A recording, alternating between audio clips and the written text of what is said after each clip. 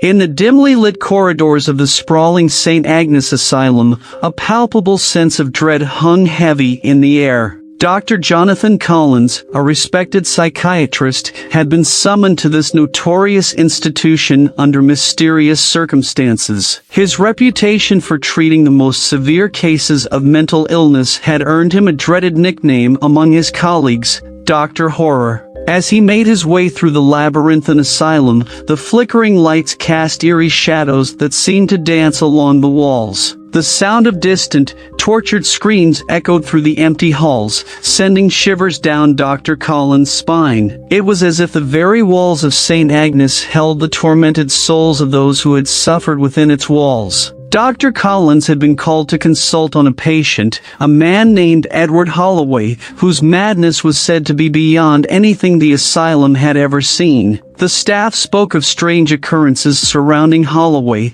tales that sent chills through even the most seasoned employees. As he reached the door to Holloway's cell, Dr. Collins paused. The air was colder here, and he could feel a malevolent presence lurking just beyond the threshold. With a deep breath, he pushed the heavy door open and stepped inside. The room was almost entirely devoid of light, save for a single flickering candle on a small wooden table. The flame danced wildly, casting eerie, shifting shadows that seemed to animate the very walls. Holloway sat in a corner, his emaciated frame shrouded in darkness. His eyes, hollow and devoid of sanity, bore into Dr. Collins with an intensity that made his blood run cold. "Dr. Horror," Holloway whispered, his voice a ghostly rasp. "You've come to witness the darkness, haven't you?" Dr. Collins had heard tales of patients who believed themselves to be cursed, who spoke of otherworldly horrors that haunted their every waking moment. But there was something about Holloway's words that struck a chord of fear deep within him.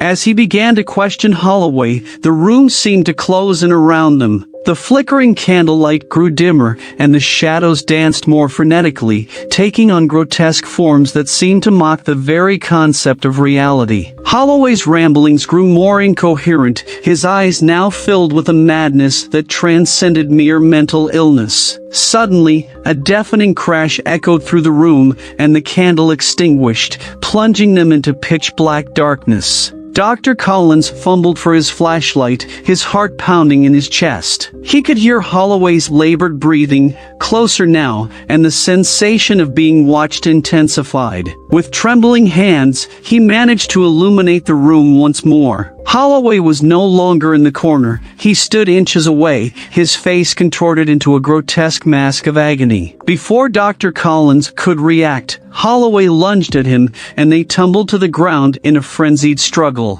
In the midst of their violent encounter, the room seemed to come alive with malevolent energy. The walls writhed, the shadows coalesced into monstrous forms, and a chorus of anguished screams filled the air. Dr. Collins could no longer distinguish reality from madness, and he fought desperately to escape the nightmare that had consumed him. When the staff finally managed to pry the door open and rush inside, they found Dr. Collins unconscious on the floor, his face etched with terror. Edward Holloway, however, had disappeared, leaving behind only a trail of madness and darkness. To this day, no one knows what truly happened in that room, and the legend of Dr. Horror only grew more ominous. St. Agnes Asylum, with its haunted corridors and tormented souls, remains a place where the line between reality and nightmare blurs, a place where the darkness is very real and the horror is eternal.